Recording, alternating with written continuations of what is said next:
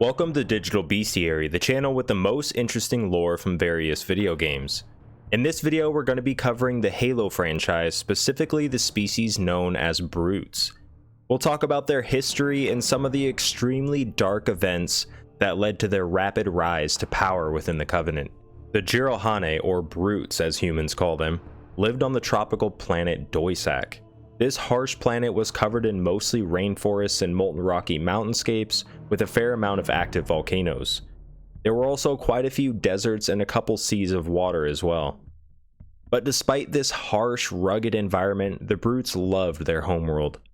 These 9-foot tall carnivorous beings evolved from tree-dwelling temperamental mammals.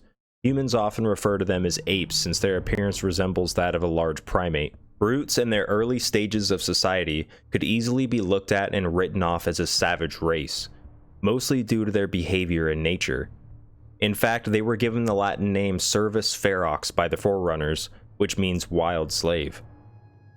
Their language also consists of many barks, roars, and growls. Their weaponry resembled primitive tools, often incorporating some sort of blade. However, despite their tribal-like appearance, they were considered a Tier 4 species in the scale the Forerunners and the Covenant used to gauge a species' technological advancements. Tier 4 would be considered space age.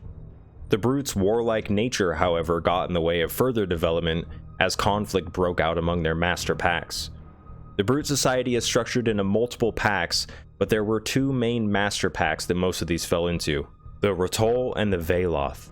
The Rotol were more primitive and wanted to preserve the way of the brutes. They hated new tech and felt that as a species, they had all become too dependent on the new technology. The Veloth, on the other hand, were far more sophisticated and open to new ideas, and felt the need for technological advancements to further their society. With such diverse mindsets, war inevitably broke out between the two meta-tribes that lasted roughly a decade. The Civil War took the worst route possible and ended in nuclear attacks. The brutes set their own home planet ablaze, nearly causing the entire species to go extinct. The aftermath led to a complete societal collapse, setting the brutes back hundreds of years in technological advancements. The Rotol, however, weren't too bothered by this setback since they didn't see the technology necessary anyways. In the year 2492, shortly after the Civil War had been over with, the now pre-industrial brutes were rediscovering radio and rocket technology. This is when the Covenant first came into contact with the species. When the Covenant first arrived to doisac, many brutes in their primitive ways fought battles against the Covenant Empire. There were, however, packs that were quick to join the Covenant ranking system. One of these groups to join were led by the war chieftain macaques, who would later earn great respect in the Covenant military.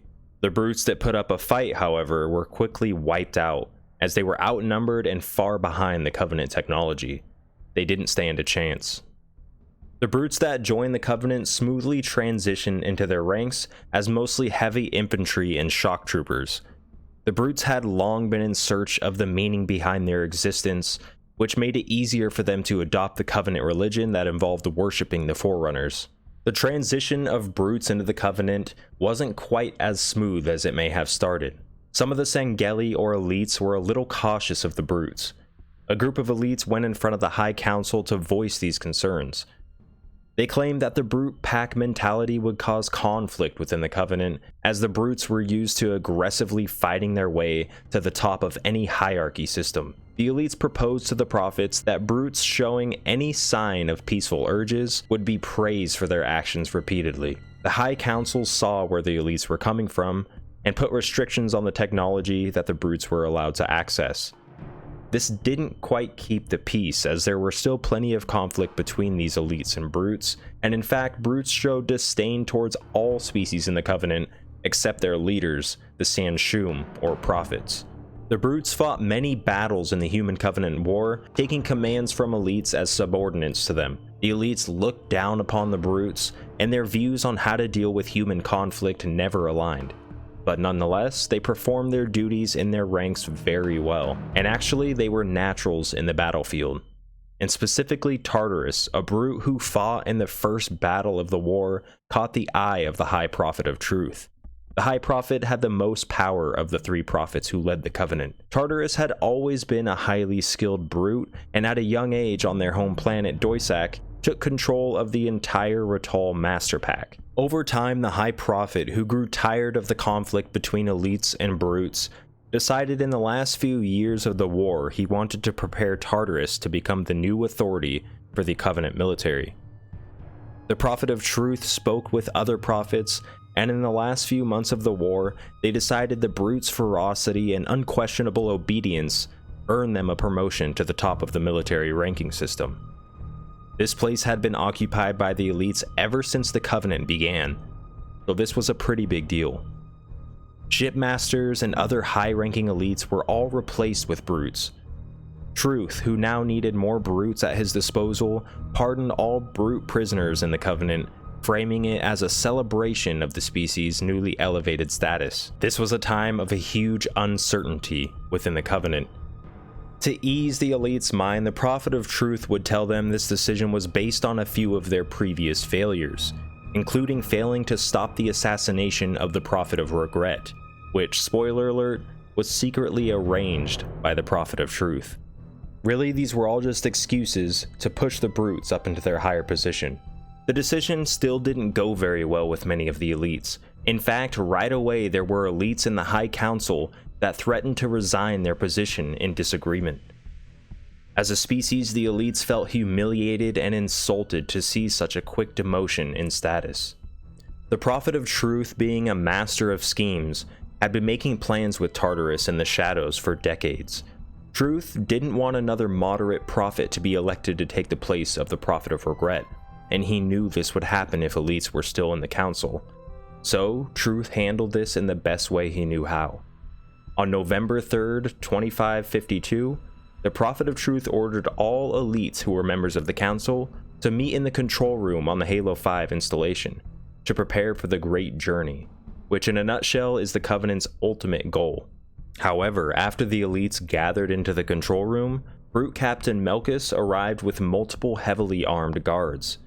Instantly, Truth commanded the brutes to massacre all members of the council and former guardsmen.